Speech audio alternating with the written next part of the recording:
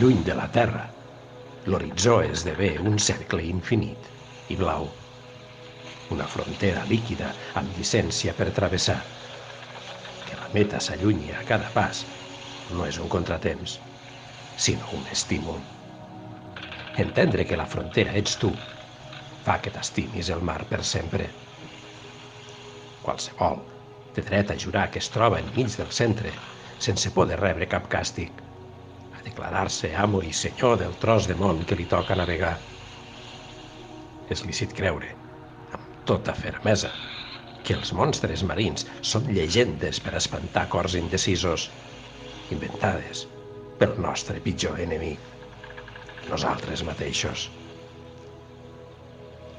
Si mira endavant, el comandant pot imaginar-se que avança sol a tota velocitat, lliure de lloses i frustracions. I per un instant renuncia a mirar enrere, en el sentit més ampli de la paraula. La pèrdua de punts de referència i grans dosis d'ingenuïtat l'ajuden a creure que es pot néixer de nou, que poden estripar-se les regles del joc. Nota el cruixir de les fustes del vaixell, el batec de les veles tibades per la força d'un vent que el despentina, les ones que es trenquen i el mar, rendit, esqueixant-se al seu pas. Aquesta fressa esdevé un conjunt harmònic de sons. La sincronització és precisa, gràcies a un director capaç de llegir amb tendresa la partitura més arriscada. El compositor és un misteri o un desertor sense escrúpols. El mascaró de proa, segurament de fusta noble, la figura de la deessa Fortuna, s'aboca a la carrera contra els esquitxos de l'aigua i el temps, èbria d'una altivesa que no es gosa contradir.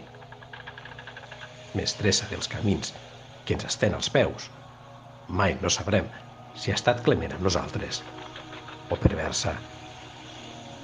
La Fortuna, sota el braç, amaga una roda que només ella fa girar, tirana. És egoista, mai dona res a canvi de res. El comandant la mira hipnotitzat pel seu vaivé a llom de les onades i intenta amarar-se de la decisió amb què avança. La troba bella, de perfil clàssic, els ulls clavats a un únic destí. Endavant. Aquesta inaccessible bellesa fa que de vegades l'odiï. Podrien haver-se'n enamorat, podrien compartir un idil·li que servís d'exemple a la resta del món. Podrien. Ell hauria estat un esclau rendit als seus peus i hauria inventat 1000 formes de suplir les mancances que sap evidents. Amb el temps i l'amor que dona la confiança mútua, ella hauria acabat per trobar-lo atractiu. Però la Fortuna el menyspreà des del primer moment, abans de deixar-lo tirar els daus de la vida, i feu gala d'una manca de tacte que desprestigia la improbable existència dels déus.